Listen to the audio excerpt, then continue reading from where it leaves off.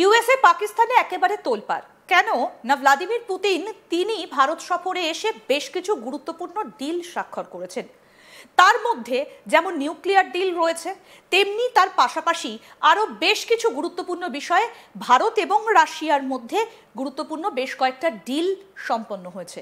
আর তারপরেই গোটা বিশ্বজুড়ে একেবারে হাহাকার পড়ে গিয়েছে। বিশেষত পাকিস্তান এবং ইউএসএ তোলপাড় পড়ে গিয়েছে। আপনাদের এই পুরো বিষয়টা নিয়ে আজকে বিস্তারিত জানাবো যে ভারত আর রাশিয়ার এই নিউক্লিয়ার ডিল আসলে কি কি বিশেষ গুরুত্ব রয়েছে এই ডিলে, এবং তার পাশাপাশি জ্বালানি, প্রতিরক্ষা, বাণিজ্য এইরকম নানা গুরুত্বপূর্ণ বিষয়ে একাধিক ডিল স্বাক্ষরিত হয়েছে। আমরা এই বিষয় নিয়ে আলোচনা করব। আমাদের সঙ্গে রয়েছেন আন্তর্জাতিক সম্পর্ক বিশেষজ্ঞ শুভাশিস ব্যানার্জি। শুভাশিস, আপনাকে স্বাগত জানাই আজ তাক বাংলায়। আমরা আসবো এই পুরো বিষয়টা নিয়ে আলোচনা করব, তবে তার আগে একবার শোনাবো কি বললেন রাশিয়ার president Vladimir Putin. We are also seeing successful partnership in energy. Russia is a reliable supply of oil, gas, coal, and everything that is required for the development of India's energy. We are ready to continue uninterrupted shipments of fuel for the fast-growing Indian economy. Of course, the bilateral interaction in energy does not limit to that. We are also conducting a flagship project to build the largest Indian nuclear power plant, Kudankulam. 2 out of 6 reactor units have been already connected to the energy network, and 4 are still under construction. Getting this nuclear power plant to full power output will give an impressive contribution to the energy requirements of India.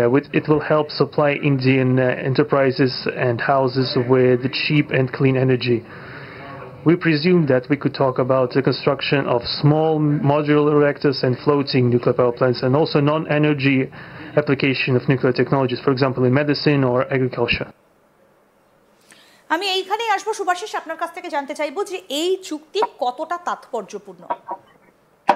দেখুন, আজ থেকে বহু বছর আগে সম্ভবত Kofi আন্নানের একটা statement ছিল, তার মধ্যে উনি বলেছিলেন energy security and energy সভারেনিটি is going to B the definition of the future world. এবার পয়েন্টটা হচ্ছে আজকে সেই জায়গায় হয়তো আমরা পৌঁছে গিয়েছি যেখানে আমরা এনার্জি সিকিউরিটি আর এনার্জি সভারেনিটি নিয়ে আমরা ডিপেন্ডেন্ট ফ্যাক্টরগুলো ডিক্লেয়ার করতে চলেছি, যেখানে আমরা আমাদের বন্ধুস্থানীয় যে পরিমণ্ডলটা আছে তাকে স্বীকৃতি দেওয়ার সময় এসে গিয়েছে।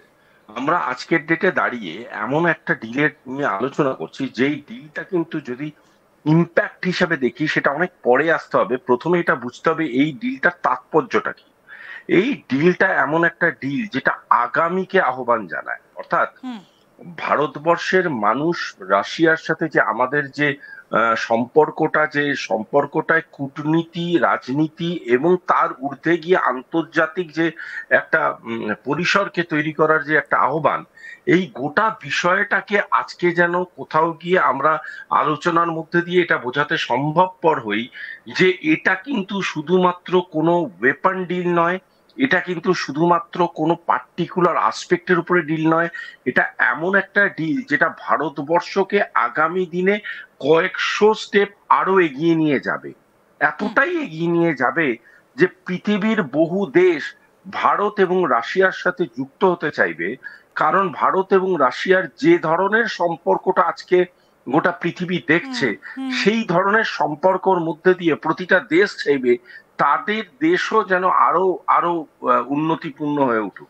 সুতরাং এটা একটা বার্তা, এটা একটা শুধু ডিল বললে হবে না, এটা একটা বার্তা, এটা একটা অভিমুখ, এটা একটা এমন দৃষ্টান্ত যেটা আজ অব্দি কূটনীতির জগতে কতবার হয়েছে এই নিয়ে সন্দেহ আমার কাছে আছে।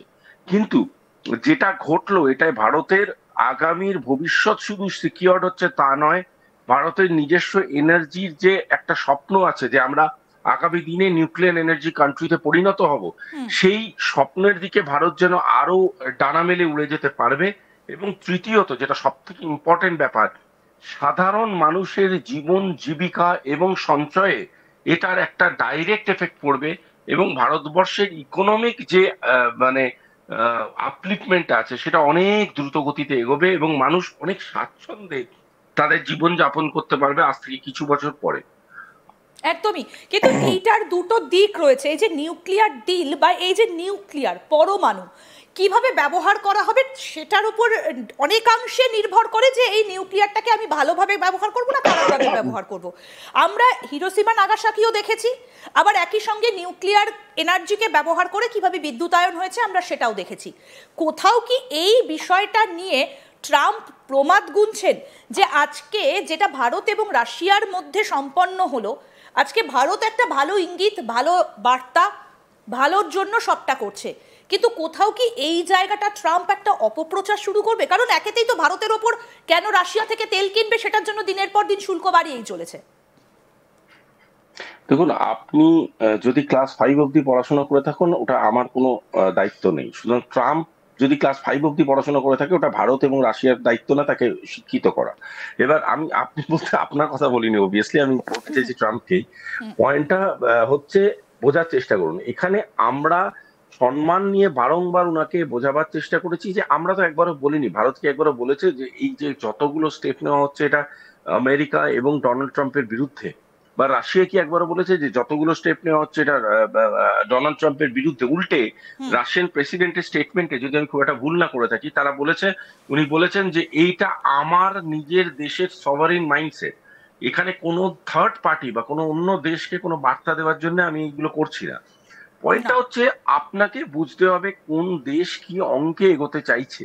ভারতবর্ষের অঙ্ক ভারতবর্ষের কাছে আজকে সুস্পষ্ট, এবং ভারতবর্ষ জানে যে আমাদের যদি নিউক্লিয়ার পাওয়ার হিসাবে নিজেদেরকে এস্টাবলিশ করতে হয় আগামী দিনে, আমাদেরকে সেরকম ভাবে নিজেদেরকে তৈরি করতে হবে, আমাদেরকে সেরকম ভাবে নিজেদেরকে পাওয়ারফুল করতে হবে।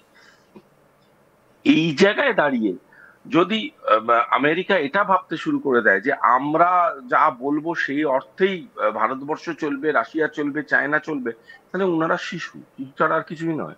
কারণ educating yourself in diplomacy is also your responsibility. আমরা কি কি করছি, কেন করছি, উনি বলেছিলেন ব্রিক্স কে ধূলিসাৎ করে দেবো, পেরেছেন কি? উনি বলেছিলেন এসসিও কে কোনো একটা স্ট্যাটাস আসতে দেবো না, পেরেছেন কি? উনি বলেছিলেন কোয়াড দিয়ে এদের সবাইকে কন্ট্রোল করবো, পেরেছেন কি? পারেননি। নোবেল প্রাইজ পাবো বলে দিয়েছিল, পেয়েছে কি? পাইনি। সুতরাং একের পর এক মিথ্যে কথা, একের পর এক নিজে সুপ্রিমো এটা বোঝাবার একটা ইচ্ছা যদি কোনো মানুষের থেকে থাকে, সেটা তার মানসিক দুর্বলতা, তার মানসিক কোনো একটা বিক্রিয়া। এই মানসিক বিক্রিয়াকে ডিফাইন করার জন্য কোনো একটা ইন্টারন্যাশনাল অ্যাফেয়ার্স এর প্রোগ্রামের সময় নষ্ট করার কোনো মানে হয় না। আমার মনে হয় হোয়াট হ্যাজ রাশিয়া ডান, সেটা রাশিয়া একদম শিং নিয়ে ধরেছে, বলে না hold it by the horn, তো শিং দিয়ে ধরেছেন। এবং প্রবলেমটা হচ্ছে ভারত এবং রাশিয়াকে এনার্জি সভারেনিটির দিকে এগিয়ে যেতে হবে, অর্থাৎ নিজেদের মতো করে নিজেদের প্ল্যানিং বানাতে হবে যাতে করে আগামীর ভারতবর্ষ, আগামী রাশিয়া আরো শক্তিশালী হয়ে ওঠে।